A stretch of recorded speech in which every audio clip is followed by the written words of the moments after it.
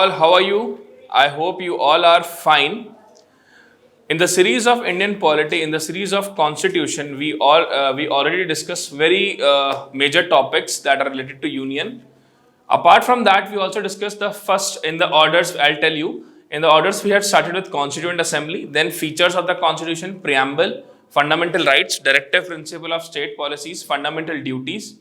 After that, the Union Executive, including President, Prime Minister, Council of Ministers, Supreme Court, Parliament itself. And today we'll move to the state segment where we had done Governor also. So now let's start with Chief Minister. In today's class, we'll try to cover Chief Minister, Council of Ministers, and High Court. So, Chief Minister. Chief Minister. It is just more and prone, it is same like the Prime Minister that in the union level. So, in the Chief Minister, as I already told you, Chief Minister is the head of the government. Chief Minister is the head of the government. Head of the government. Whereas Governor is the head of the state. Governor is the head of the state.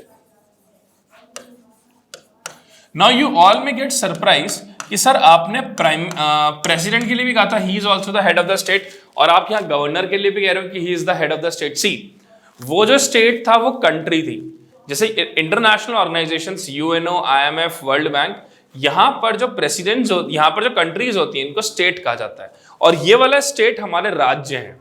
ठीक है, तो this is the major difference. So chief minister is the head of the government, governor is the head of the state. So article 164 talk about that the chief minister of the state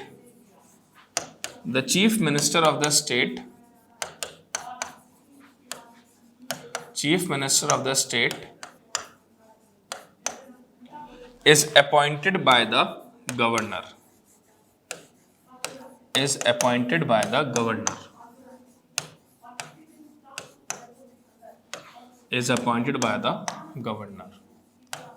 तो governor का appointment का मतलब ये नहीं कि governor जिसको चाहे उसको अपॉइंट कर सकते हैं, ऐसा नहीं होता. ऐसा नहीं है कि गवर्नर जिसको चाहे उसको अपॉइंट करते हैं.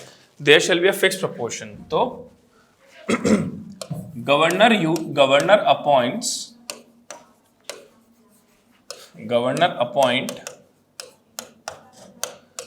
appoints that person as chief minister,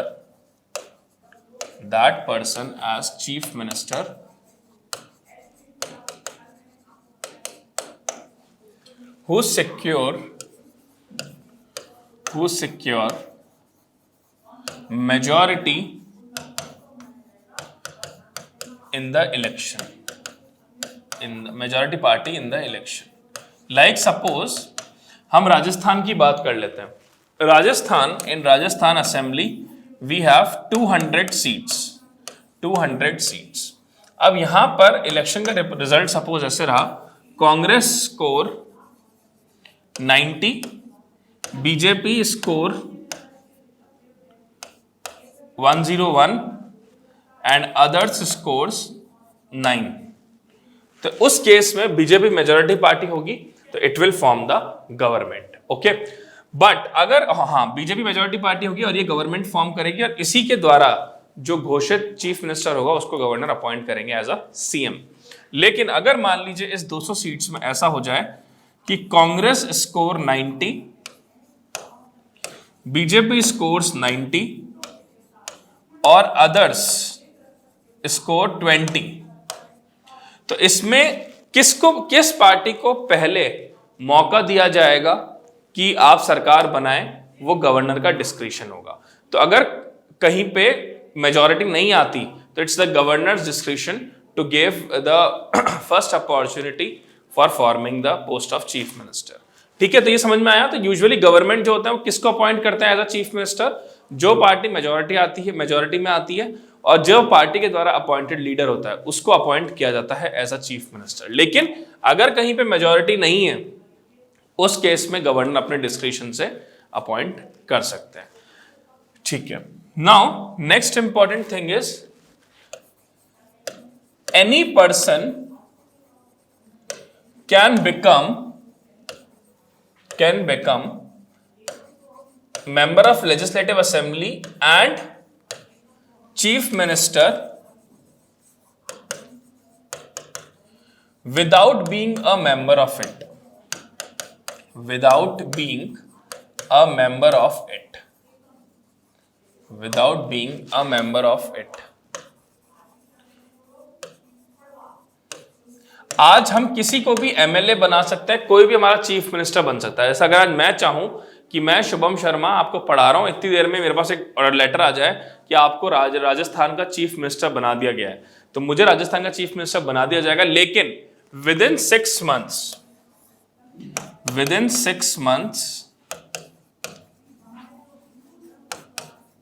I have to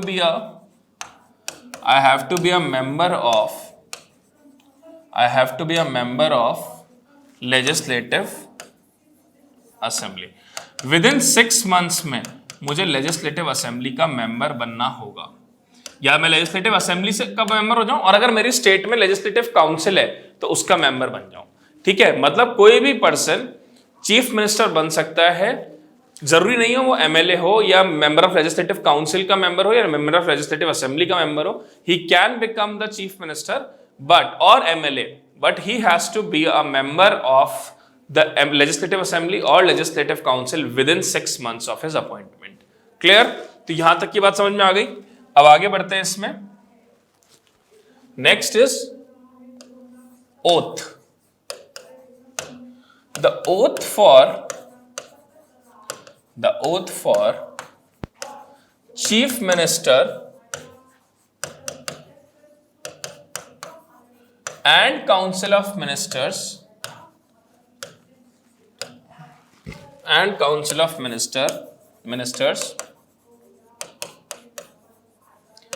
is administered by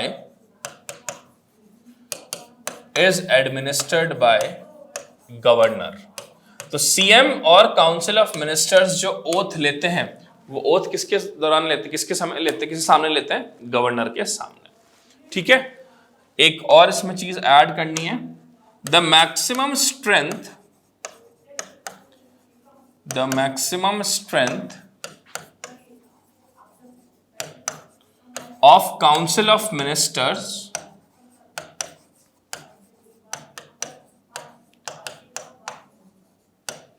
is 15% of total seats, is 15% of total strength of assembly,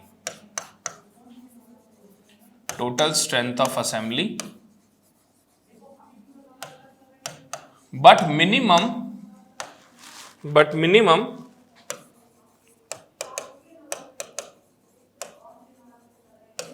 there shall be 12 council of minister।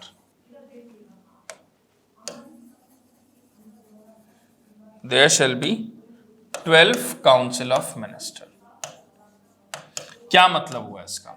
देखिए, जो total number of council of ministers appoint होंगे state में, वो 15% of total strength of the house तक maximum हो सकते हैं। तो जैसे राजस्थान की एक केस में असेंबली सीट्स 200 है, तो 15% ऑफ 200 कितना हो गया?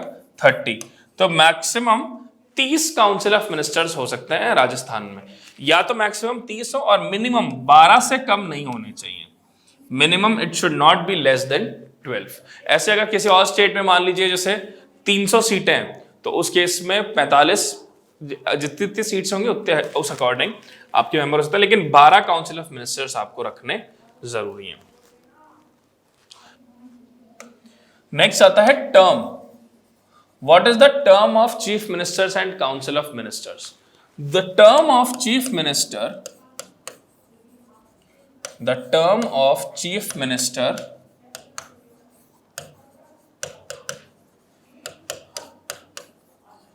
and council of minister is not fixed। is not fixed. They shall remain in the office. They shall remain in the office. They shall remain in the office till the pleasure of governor. Governor के pleasure तक वो office hold कर सकते हैं. तो अगर आपसे कोई पूछे कि सीएम का जो टर्म पीरियड है, टाइम पीरियड है, वो कितने साल का है, तो यूजुअली हम जल्दी से बोल देते हैं 5 इयर्स का. नहीं, नॉट फिक्स्ड है और वो गवर्नर की इच्छा तक अपने ऑफिस को होल्ड करते हैं. लेकिन इसका मतलब ये नहीं गवर्नर जब चाहे सीएम को हटा दें, ऐसा नहीं हो सकता. जब तक सीएम के पास मेजॉरिटी है, जब तक काउंसिल ऑफ मिनिस्टर्स और सीएम के पास मेजॉरिटी है, तब तक गवर्नर उनको नहीं हटा सकते. हाँ, लेकिन अगर ये मेजॉरिटी रिड्यूस हो जाए, नो कॉन्फिडेंस मोशन पास हो जाए, 101 सीटों से 199 98 पे आ जाते हैं, उस केस में गवर्नर इनको हटा सकते हैं क्योंकि इनके against no confidence motion pass हो गया. Salary as determined by parliament. As determined by parliament. अच्छा, ये तो उसको है, तो as determined by legislative assembly. जो इनकी सैलरी हुई as determined by legislative assembly है. ठीक है, तो ये हो गए. उसके अलावा क्वालिफिकेशन क्या है? क्वालिफिकेशन क्या है? First, he shall be the citizen of India. He shall be the citizen of India. Bharat के सिटीजन होने चाहिए. He shall be the citizen of India. Second, he should not be less than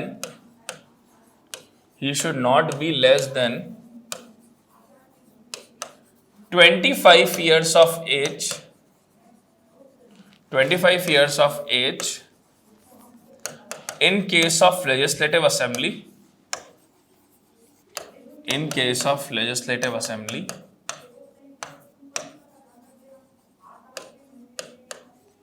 And 30 years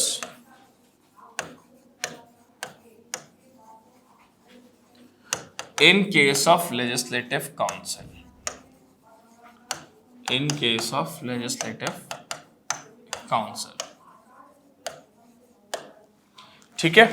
और third,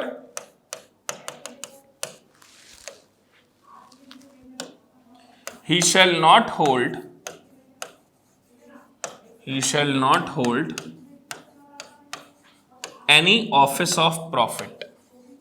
कोई office of profit उन्होंने hold नहीं किया हो. यह भी बहुत ज्यादा इंपॉर्टेंट है. He shall not hold any office of profit.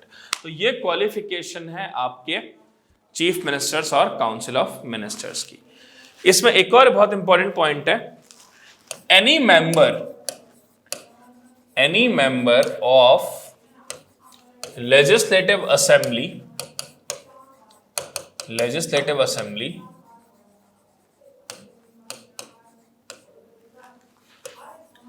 can sit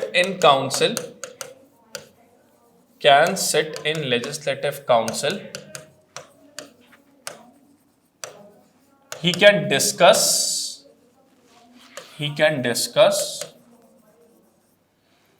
vice versa, but cannot vote. Legislative assembly का मेंबर लेजिस्लेटिव काउंसिल में भी बैठ सकता है, बोल सकता है, लेकिन वोट नहीं कर सकता. सिमिलरली लेजिस्लेटिव काउंसिल का मेंबर लेजिस्लेटिव असेंबली में बैठ सकता है, बात कर सकता है, बोल सकता है, लेकिन वोट नहीं कर सकता. वोट उसी हाउस में करेंगे जिसके मेंबर हैं. ठीक है, तो ये बात समझ में आ गई. ये सारे थे एक नॉर्मल प्रोसेस पे. अब बात कर लेते हैं functions of chief minister.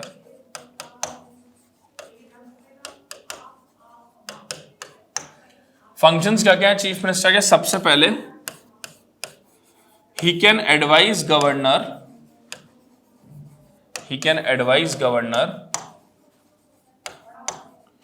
for summon, prorogue and dissolve the house,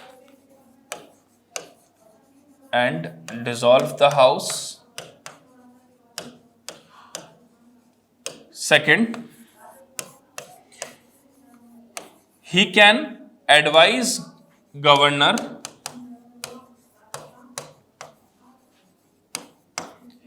in appointment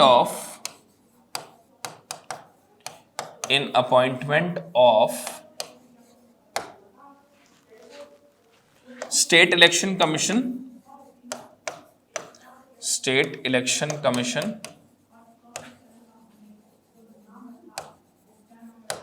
election commissioner,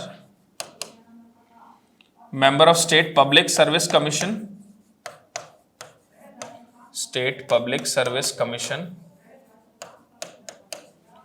and advocate general,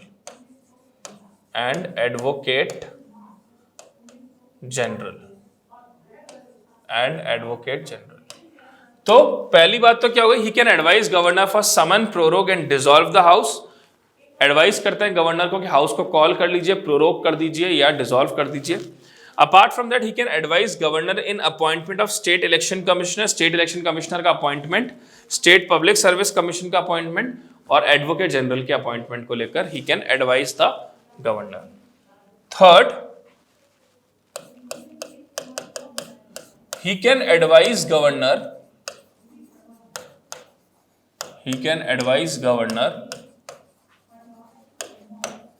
regarding appointment of person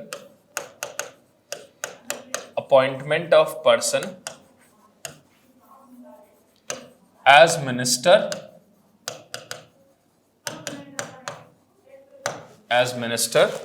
Fourth, he can shuffle the portfolios of the ministers, He can shuffle the portfolios of the ministers.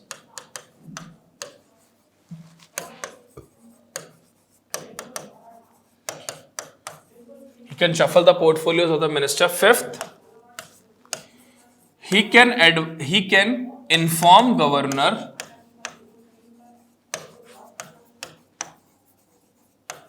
about all decisions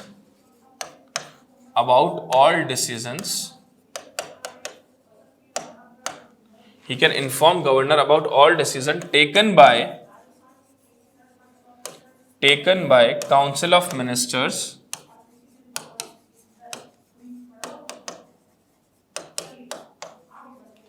and last, he is the principal spokesman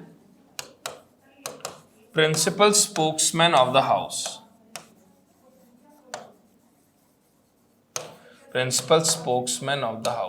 उसके अलावा जो inter state council है उसमें ये vice president भी होते हैं, अलग अलग टाइम पे ये जोनल काउंसिल्स के प्रेसिडेंट भी होते हैं, तो ये नॉर्मल चीज है, ठीक है। तो ये हमने देखा। उसके अलावा एक चीज और है, कैटेगरीज ऑफ मिनिस्टर्स।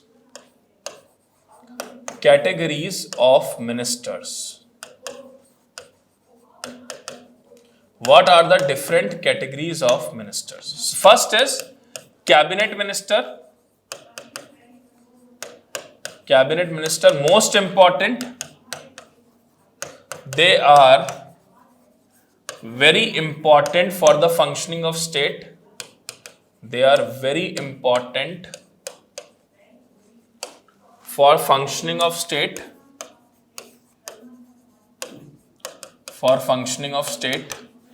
जो मेन डिसीजन सीएम लेते हैं वो कैबिनेट से डिस्कस करके ही लेते हैं, ठीक है। Second, independent ministers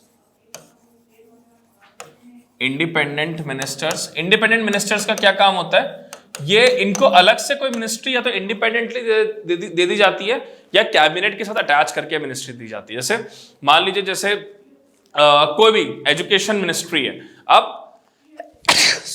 education ministry case में हो सकता है इनको इंडिपेंडेंट चार्ज दिया जाए उस पर्टिकुलर मिनिस्ट्री का। और तीसरे होते हैं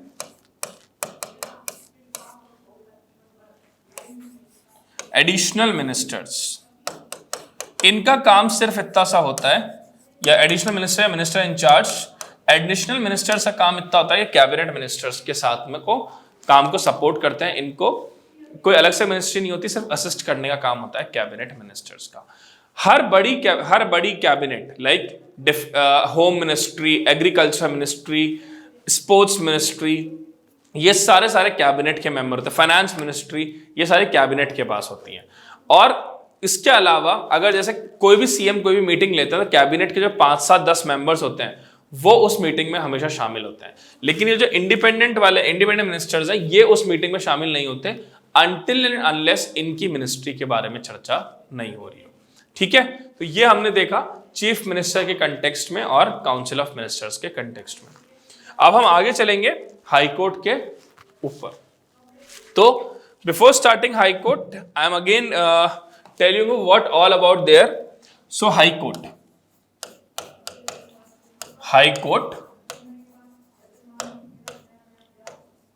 part 5th of the constitution, part 6th of the constitution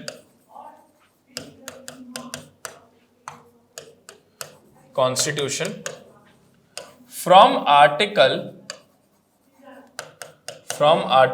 214 to 231, 214 से लेके 231 तक आपके हाई कोर्ट्स हैं।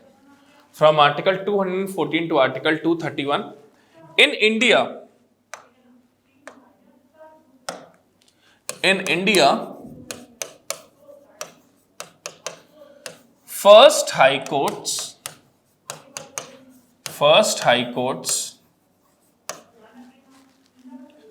are set up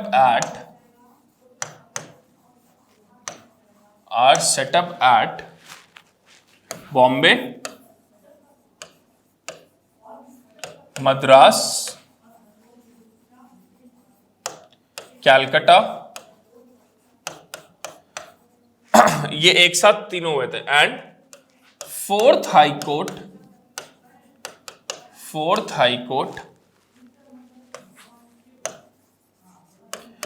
is set up at Allahabad।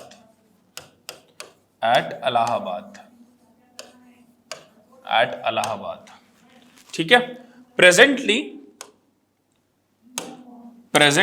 in India we have 25 high courts। Presently country में 25 हाई कोर्ट्स हैं।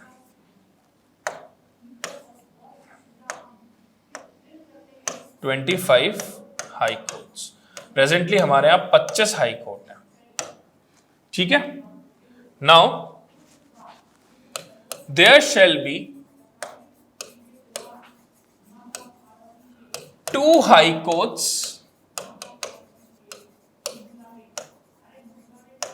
there shall be 1 high court,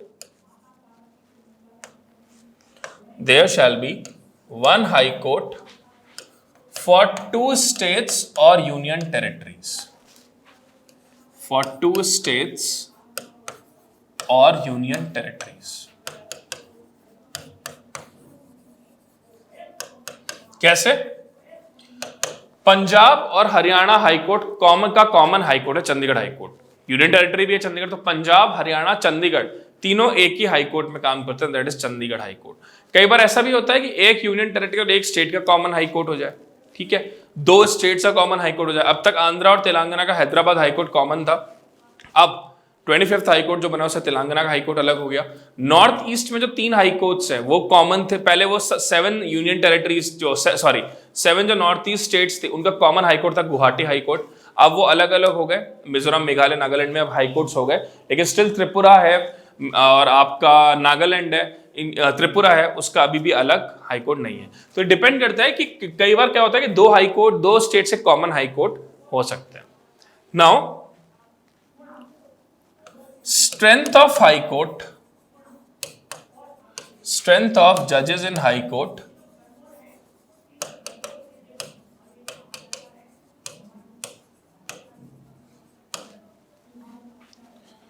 strength of judges in high court,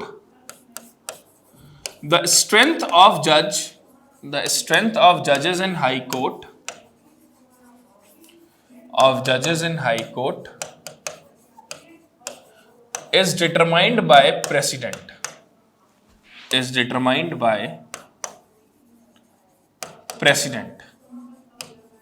ये president determine करते हैं, is determined by president, कि भाई एक high court में कितने जज होने चाहिए, ये स्ट्रेंथ जो होती है ये प्रेसिडेंट डिटरमाइन करते हैं। Next, the chief justice of high court, the chief justice of high court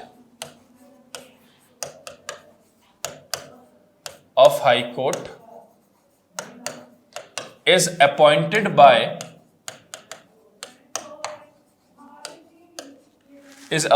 by president in consultation with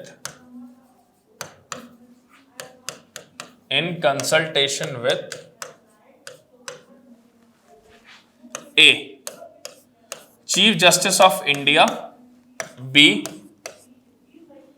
Governor, and C, two senior most judges of Supreme Court. ये collegium होता है, two senior most judges of Supreme Court. तो जो chief justice होते हैं high court के, उनको appoint president करते हैं in consultation with chief justice of India, governor and two senior most जजेस ऑफ सुप्रीम कोर्ट। वहीं अगर अदर जजेस की बात आ जाए,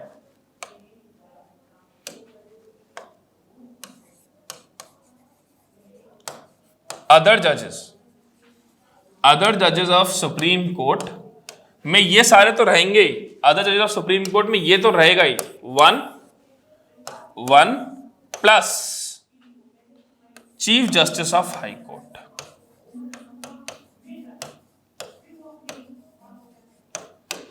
तो अगर आपको हाई कोर्ट का चीफ जस्टिस अपॉइंट करना है तो प्रेसिडेंट अपॉइंट करेंगे उनको in consultation with president appoint करेंगे in consultation with chief justice of India, governor, two senior most जजेस ऑफ सुप्रीम कोर्ट। और अदर जजेस ऑफ सुप्रीम कोर्ट को कौन अपॉइंट करता है? वन, ये सारे एबीसी, उसके अलावा chief justice of high court की उसमें कंसल्टेशन ली जाती है। क्लियर? आगे बढ़ते हैं। टर्म, they hold office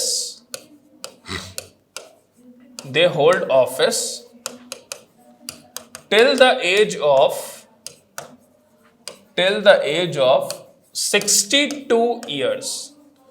वो ऑफिस होल्ड करते हैं till the age of 62 years, मतलब हाई कोर्ट का जज 62 ईयर्स तक, till the age of 62 years तक ऑफिस होल्ड कर सकता है।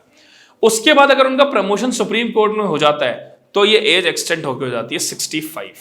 ठीक है, क्योंकि सुप्रीम कोर्ट जज की जो एज है वो 65 है। Now the oath of high court judges including chief justice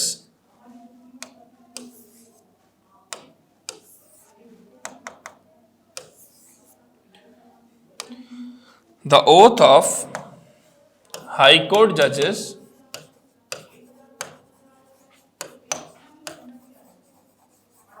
including CJI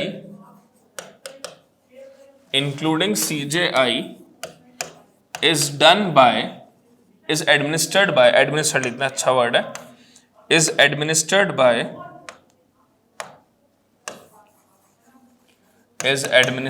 by governor. तो इनकी ओथ को एड्रेस किया जाता है गवर्नर को।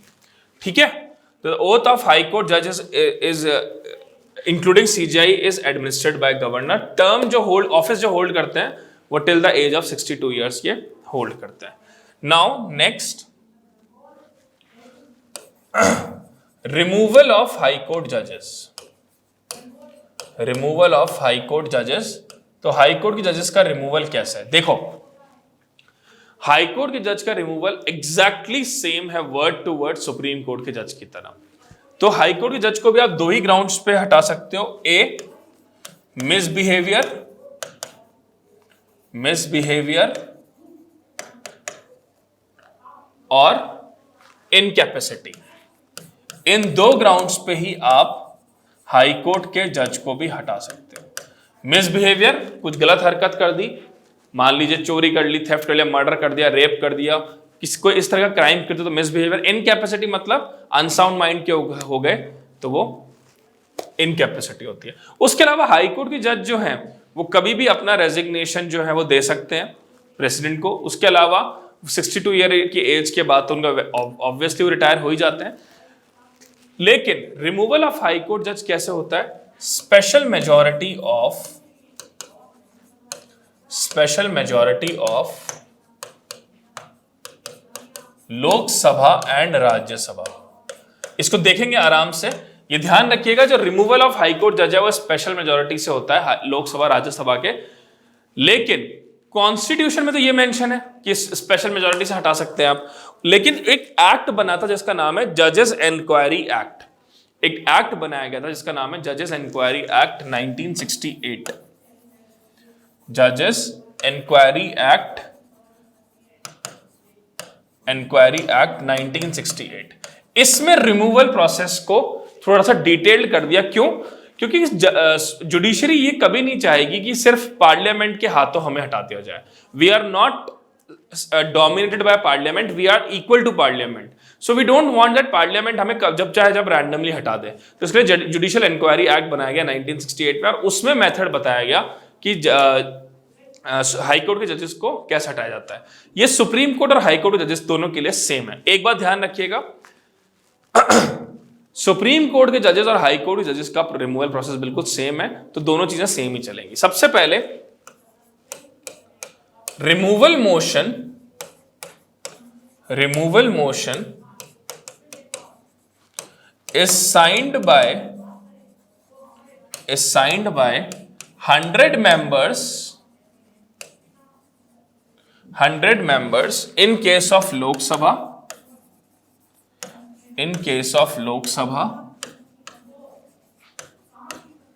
and 50 members in case of Rajya Sabha. 50 members in case of Rajya Sabha. सबसे पहले रिमूवल मोशन जो है उसको 100 लोग तो लोकसभा के साइन करेंगे और 50 लोग राज्यसभा के। ठीक है। Second, if the motion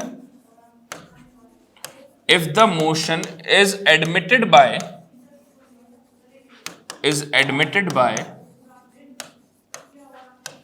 speaker slash chairman, they form a committee। एक कमिटी बनाई जाएगी जो ये देखेगी कि हाँ यार ये सही भी है रिमूवल या नहीं। देखो क्या होगा, सबसे पहले लोकसभा के 100 मेंबर साइन करेंगे कि हमें इस जज को हटाना है, चाहे वो हाई कोर्ट का या सुप्रीम कोर्ट का। फिर 50 लोगों के साइन राज्यसभा से भी होने चाहिए कि भाई इस मेंबर को हम हटाने को तैयार है। अब उस मोशन को स्पीकर एक्सेप्ट करते हैं या लोकसभा के केस में या चेयरमैन राज्यसभा के केस में, ये उनका डिस्क्रिप्शन है। अगर एक्सेप्ट कर लिया तो 3 मेंबर्स की एक कमिटी बनाते हैं। ठीक है। वो 3 मेंबर की कमिटी में कौन कौन होता है? In 3 member committee there are chief justice of India, chief justice of high court, किसी भी हाई कोर्ट का, usually senior most high court के लेते हैं, एंड स्पेशल जूरिस्ट। ये 3 लोग बैठते हैं उस कमिटी में। अगर इन 3 लोगों ने आफ्टर हियरिंग, भाई मौका भी तो दोगे ना जज को बताने का कि क्यों आप गुनहगार नहीं हो। आफ्टर हियरिंग अगर इन्होंने ये बोल दिया कि हाँ यार ये रिस्पॉन्सिबल है, इन्होंने गड़बड़ करी है, इनको हटाया जाए, तो ये अपनी रिपोर्ट में कह देते हैं कि we are agree to remove them. After that it is passed by special majority of each house, special majority of each house individually. ध्यान रखिएगा, each house individually each house से। जैसे लोकसभा के केस में 2/3 ऑफ प्रेजेंट एंड वोटिंग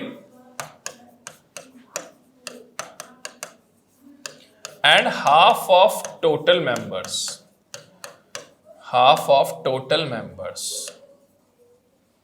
ये तो लोकसभा के case में। और राज्यसभा के केस में भी same, 2/3 of present and voting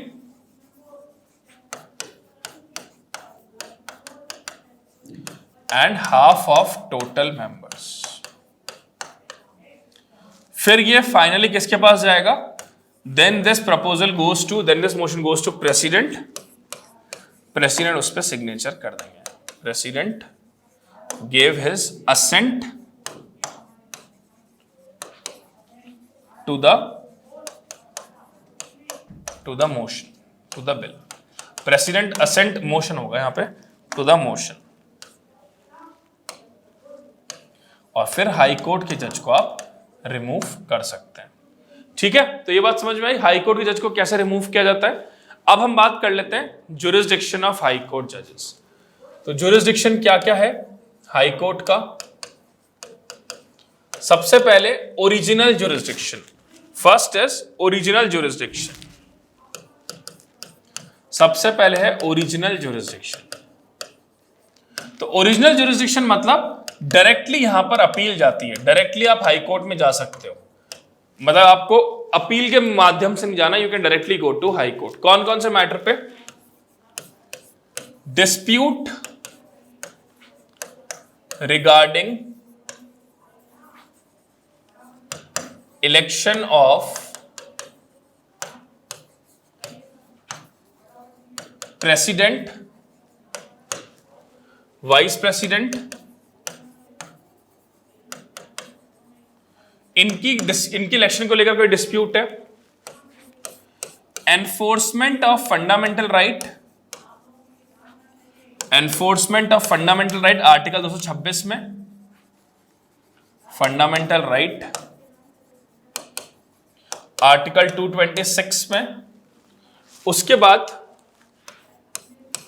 matters related to will, marriage, divorce, इनसे रिलेटेड कोई मैटर है इस केस में। उसके अलावा विल, मैरिज, डाइवोर्स, एडमिरलिटी, ये सारे इसमें जाते हैं। उसके अलावा regarding revenue matters, regarding revenue matters, तो ये सारे मैटर्स ओरिजिनल ज्यूरिसडिक्शन का पार्ट होते हैं, डायरेक्टली जा सकते हैं हाई कोर्ट के अंदर। नेक्स्ट आता है second, writ jurisdiction.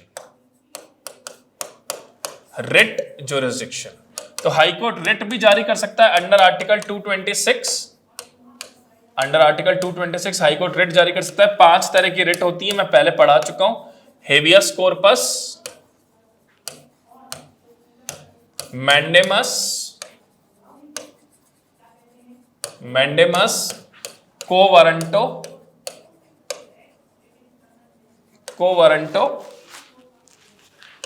Prohibition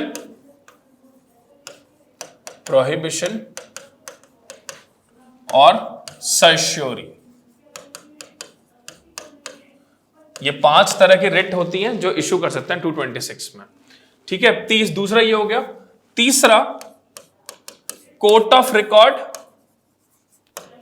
court of record भी होता है। इसके जो जजमेंट्स होते हैं, ठीक है, इसके जो जजमेंट्स होते हैं वो बेसिकली जो लोअर कोर्ट्स होते हैं वो एज अ केस स्टडी काम कर सकते हैं। लोअर कोर्ट्स हाई कोर्ट के जो के जजमेंट्स हैं उनका रेफरेंस दे सकते हैं। तो it's a court of record also, all decisions are binding. Fourth, supervisory jurisdiction. Supervisory jurisdiction, supervisory jurisdiction में क्या देखेंगे? Like how the accounts are maintained. Court के अकाउंट्स जो हैं, how the accounts are maintained,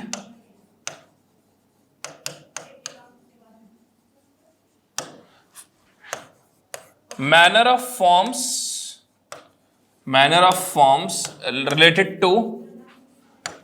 related to accounting process, related to accounts and tax accounts, कि भाई कैसे forms में स्टैंडर्ड फॉर्म होगा, किस में आपको अकाउंट्स की डिटेल डालनी है, केसेस की पूरी डिटेल्स डालनी है। ठीक है, उसके अलावा वर्कर्स का जो ऑफिसर्स हैं या वर्कर्स हैं उनका सुपरविजन भी हाई कोर्ट खुद से देखता है। और लास्ट इसमें एक और बहुत इंपॉर्टेंट है, appellate jurisdiction. Appellate jurisdiction appeal from district court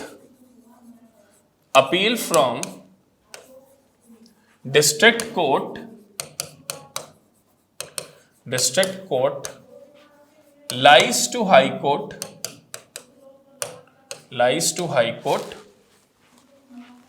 if the matter involve of question and of law, matter involve of fact and law,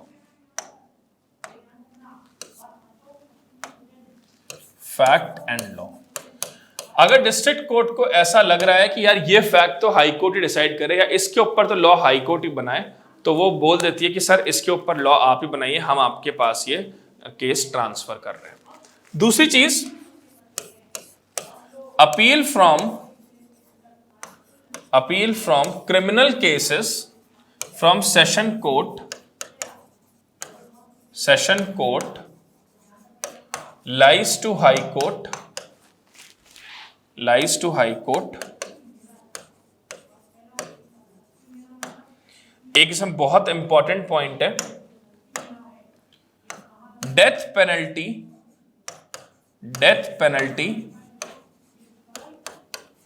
given by session court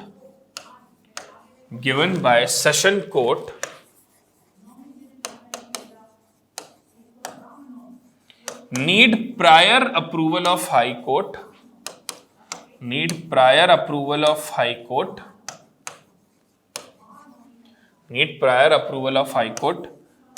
before executing it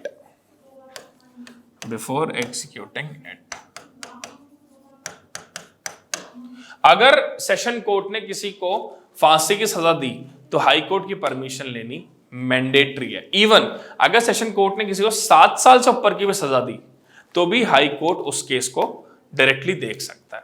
ठीक है, तो ये हमने देखा। इसके अलावा कुछ और छोटी छोटी चीजें भी हैं इसमें, जैसे judicial review of high court,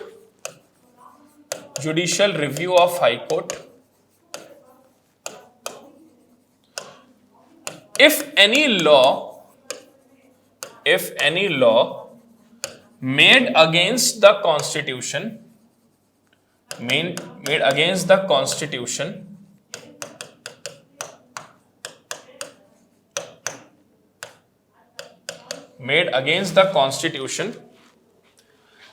then it has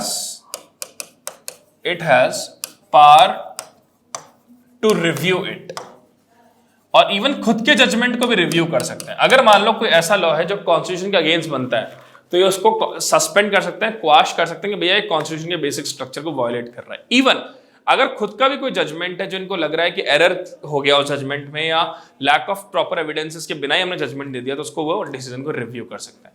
और उसके अलावा एक और चीज है, इन कंटेक्स्ट ऑफ गवर्नर के केस में, in relation to governor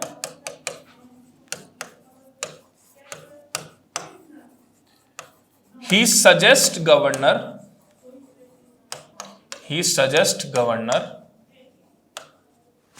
regarding appointment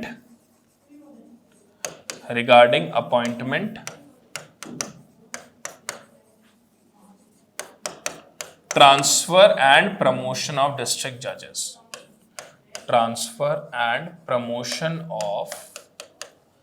district judges